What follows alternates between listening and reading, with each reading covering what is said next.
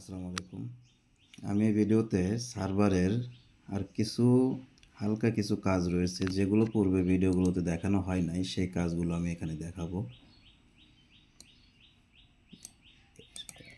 তো এখানে সার্ভারের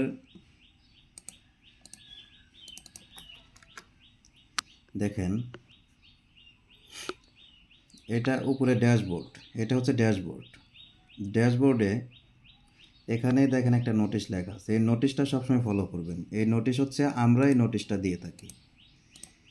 মানে আপনারা দেখা যায় যে সবসময় আমাদের ইনবক্সে রাত নাই দিন নাই, যে কোনো সময় ইনবক্সে এসে বলেন ভাই এই সমস্যা ওই সমস্যা। তো যার কারণে আমরা নোটিশটা দিয়ে রাখছি। নোটিশটা ফলো করবেন। এটা হচ্ছে নোটিশ। আর নিচে দেখেন টুডেস রিপোর্ট লেখা আছে, উপরে লেখা আছে টুডে পে, মানে আজকে আপনার কাস্টমার কত টাকা ব্যালেন্স অ্যাড করছে সেটাই যেখানে দেখেন 50 টাকা। টুডে মেইন ব্যালেন্স দ্বিতীয় নাম্বার 80 টাকা। এখানে হচ্ছে আপনার যত কাস্টমার আছে সবগুলো কাস্টমারের টোটাল মিলিয়ে সবগুলো কাস্টমারের মেইন ব্যালেন্সে কত টাকা আছে সেটা এখানে শো করবে। মেইন ব্যালেন্সে যে 80 টাকা, টোটাল আপনার সার্ভারে যত কাস্টমার আছে সবার মেইন ব্যালেন্স মিলিয়ে টোটাল 80 টাকা আছে। এরপর ব্যাংক ব্যালেন্সটাও সেম, ড্রাইভ ব্যালেন্সটাও সেম। ড্রাইভ ব্যালেন্স আমার এখানে 0 আর তার নিচে আছে হচ্ছে সেল কস্ট। এখানে হচ্ছে আপনার আজকে সারাদিনে কত টাকা বিক্রি হয়েছে, এটা হচ্ছে সেল কস্ট। আর নিউ অ্যাকাউন্ট চার্জ, এটা হলো আপনি যদি সেলফ রেজিস্ট্রেশনের ক্ষেত্রে ধরেন আপনার অ্যাপসে কেউ এনআইডি কার্ড দিয়ে অ্যাকাউন্ট খুলবে, সেই ক্ষেত্রে যদি আপনি ওখানে টাকার পরিমাণ লিখে রাখেন যে এনআইডি কার্ড দিয়ে অ্যাকাউন্ট খুলবে, কিন্তু অ্যাকাউন্ট খোলার সময় অবশ্যই টাকা দিয়ে অ্যাকাউন্ট খুলতে হবে। তাহলে সে টাকা দিয়ে কত টাকা দিয়ে কীভাবে কয়টা অ্যাকাউন্ট খুলছে সেটা এখানে লেখা থাকবে যে টোটাল আজকে এত টাকার অ্যাকাউন্ট খোলা হয়েছে। এটা হচ্ছে আপনার হোম পেজের ড্যাশবোর্ড বা হোম পেজের রিপোর্ট। আরেকটা বিষয় এখানে আমি বলে দেই, দেখেন আপনারা আপনাদের সার্ভারের হিসাব নিকাশ করবেন কিভাবে, যে আপনার সার্ভারে কত টাকা আছে আপনার কাস্টমারদের, আর আপনার ব্যালেন্সে কত টাকা আছে, বা আপনার এই সপ্তাহে ইনকাম কত টাকা হলো, এই হিসাবটা কিভাবে করবেন। তো এই হিসাবটা করার জন্য আপনার প্রথমত যে বিষয়টা করতে হবে সেটা হলো আপনার ব্যালেন্স, মানে আপনার কাস্টমাররা তো সাধারণত আপনার বিকাশ, নগদ বা রকেটে টাকা পাঠিয়ে ব্যালেন্স অ্যাড করবে। তো আপনার বিকাশ, নগদ বা রকেটে টোটাল কত টাকা আছে সবগুলো টাকা যোগ করবেন। আর এখানে এসে main balance, bank balance, drive balance, এই তিনটা ব্যালেন্স যোগ করবেন।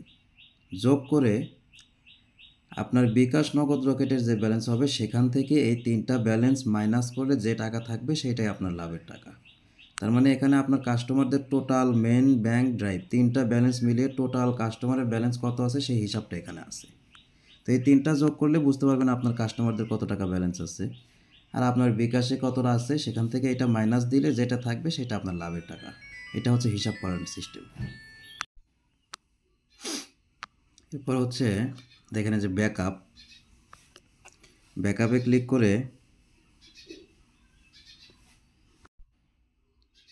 এখানে যে ডাউনলোড ইউজার ব্যাকআপ, এখান থেকে আপনার সার্ভারের ডাটাগুলো ডাউনলোড করে রাখতে পারেন, মানে আপনার ইউজারদের ডাটা। হ্যাঁ, এটা করলেও হবে, না করলেও হবে, এটা সিম্পল, এটার তেমন কোনো কাজ নেই। তৃতীয়ত হচ্ছে পেন্ডিং রিকোয়েস্ট। এখানে কোনো অফার আসলে এখানে পেন্ডিংয়ে থাকবে, এর পূর্বের ভিডিওগুলোতে আমি দেখাইছি। তো সাকসেস করার প্রয়োজন হলে টিক চিহ্নতে দিয়ে নিচে সিলেক্টে ক্লিক করে এখানে ম্যানুয়াল কমপ্লিট করে দিবেন। ক্যান্সেল করার প্রয়োজন হলে এখানে ক্যান্সেল করে দিবেন।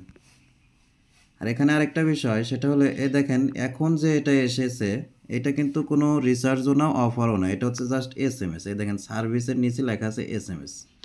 এরকম SMS আসেই সারাদিনে, দেখা যায় অনেক SMS এরকম আসে কম বেশি।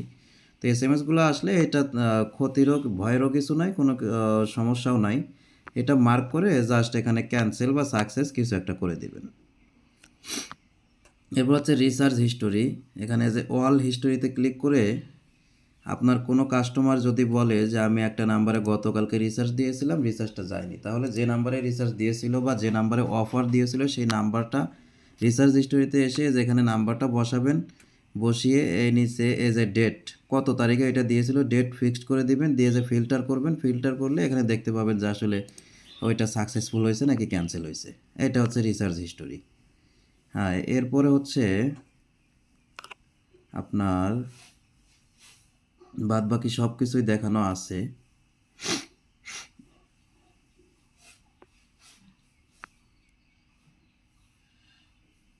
এই যে ডিপোজিট এখানে একটা বিষয় দেখানো বাদ আছে, ওইটা দেখিয়ে দিচ্ছি।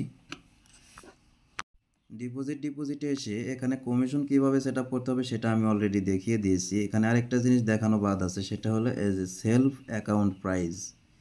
এই ঘরে এই 6টা লেভেল অনুযায়ী আপনি যদি এখানে টাকার পরিমাণ দিয়ে রাখেন, তাহলে এখানে নিচের অ্যাকাউন্টটা হচ্ছে রিটেলার, এখানে 100 দিয়ে রাখলাম। তাহলে আপনার কোনো কাস্টমার যদি এনআইডি কার্ড স্ক্যান করে নিজে অ্যাকাউন্ট খুলতে চায়, তাহলে সেক্ষেত্রে এই রিটেলার অ্যাকাউন্ট খুলতে গেলে তার 100 টাকা আপনাকে দিয়ে তারপরে খুলতে হবে, এছাড়া খুলতে পারবে না।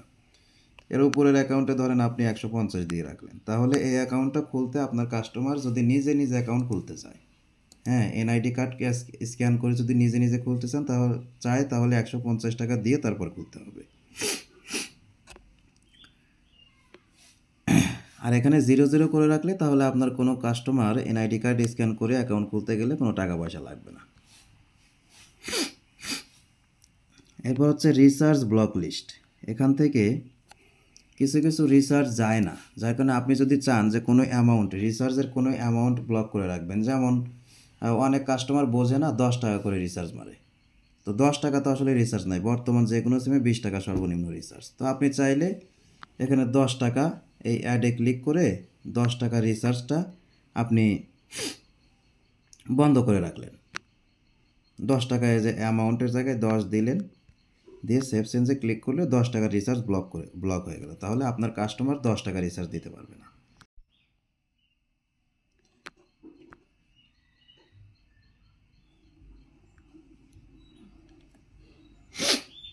এরপর হচ্ছে পেমেন্ট গেটওয়ে। এটার মাধ্যমে কেউ bKash, Nagad, Rocket, merchant payment gateway add করতে চায়। সেক্ষেত্রে এখানে এসে দেখেন এই যে উপায়, নগদ, বিকাশ সবগুলো দেওয়া আছে, যেটা সেট করবেন সেটার পাশেই অ্যাকশনে ক্লিক করে আপনার বিকাশ মার্চেন্টের হাউস থেকে বিকাশ মার্চেন্টের কোম্পানিতে যোগাযোগ করে তাদের থেকে মার্চেন্ট আইডি নিতে হবে, পাবলিক এপিআই কি নিতে হবে, প্রাইভেট এপিআই কি নিতে হবে, নিয়ে এখানে ইউজার আইডি বসাইতে হবে, এখানে পাবলিক এপিআই কি, এখানে প্রাইভেট এপিআই কি বসিয়ে নিচে সেভ চেঞ্জে ক্লিক করলে আপনার পেমেন্ট গেটওয়ে বা বিকাশ, নগদ, রকেটের মার্চেন্ট ওইটাই অ্যাড হয়ে যাবে। এর নিচে আছে হচ্ছে আপনার সিকিউরিটি সেটিংসে এসে এখান থেকে আপনি চাইলে কিছু সময় দেখা যায় গ্রামীণ সিম কোম্পানির সার্ভার ডাউন হয়ে থাকে, তখন গ্রামীণ অফার বা রিসার্চ কোনোটা দেওয়া যায় না। কিন্তু কাস্টমারদেরকে নোটিশ দিলে নোটিশ ফলো করে না, তারা একের পর এক গ্রামীণ রিসার্চ দিতে থাকে, বা যেটা রিসার্চ নিষেধ করা হয় তারা ওইটা রিসার্চ দিতেই থাকে। সেক্ষেত্রে আপনি চাইলে দেখেন জিপি, রবি, বাংলালিংক, এয়ারটেল, টেলিটক, স্কিতো, আপনি যদি কোনো সময় জিপি বা রবি, এয়ারটেল কোনো সার্ভার ডাউন হয়ে থাকে, তখন সেই রিসার্চটা আপনি এখান থেকে বন্ধ করে দিতে পারবেন। যেমন জিপির নিচে এখানে লেখা আছে 1, এটার উপর ক্লিক করে যে অফে ক্লিক করে যে সেভ চেঞ্জে ক্লিক করলে আপনি জিপি রিসার্চ বা অফার সব কিছু বন্ধ হয়ে যাবে, আপনার কাস্টমার জিপি রিসার্চ বা অফার দিতে পারবে না।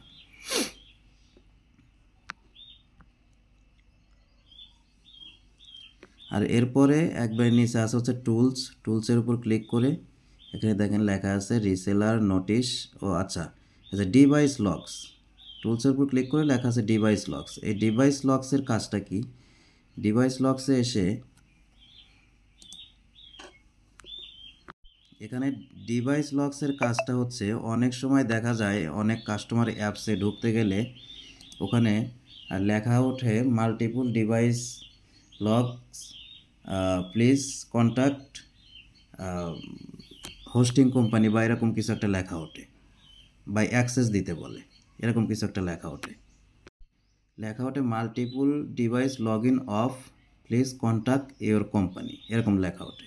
তো এরকম যদি লেখা ওঠে তাহলে সেক্ষেত্রে আপনার যে কাস্টমার এরকম লেখা উঠবে সেই কাস্টমারের ইউজার আইডি এই যে এখানে টুলসে এসে ডিভাইস লকসে এসে দেখবেন আপনার সেই কাস্টমারের ইউজার আইডি এই যে এখানে ইউজার নেম এখানে থাকবে। তো যে ইউজার নেম আপনার কাস্টমারের ইউজার নেম যেটা হবে সেটার পাশে ডান পাশে এসে এই যে এখানে অ্যালাউ লেখা থাকবে, দেখাই এই যে এখানে অ্যালাউ লেখা থাকবে, এই অ্যালাউয়ের উপর ক্লিক করে এটাই অ্যাক্টিভ করে দিলে তারপরে তা আপনার সেই কাস্টমার অ্যাপসের ভিতরে ঢুকতে পারবে। এটা হচ্ছে ডিভাইস লকস বাই অ্যাক্সেস। এরপরে টুলসে এসে এই যে নিচে লেখা আছে রিসেলার নোটিশ, এই রিসেলার নোটিশে ক্লিক করে এখানে যে কোনো কিছু লিখবেন, যেমন আমি লিখলাম কংগ্রাচুলেশন, লিখে যে অ্যাড নোটিশে ক্লিক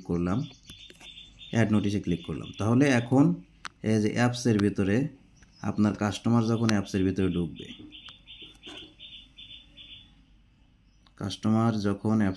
ঢুকবে,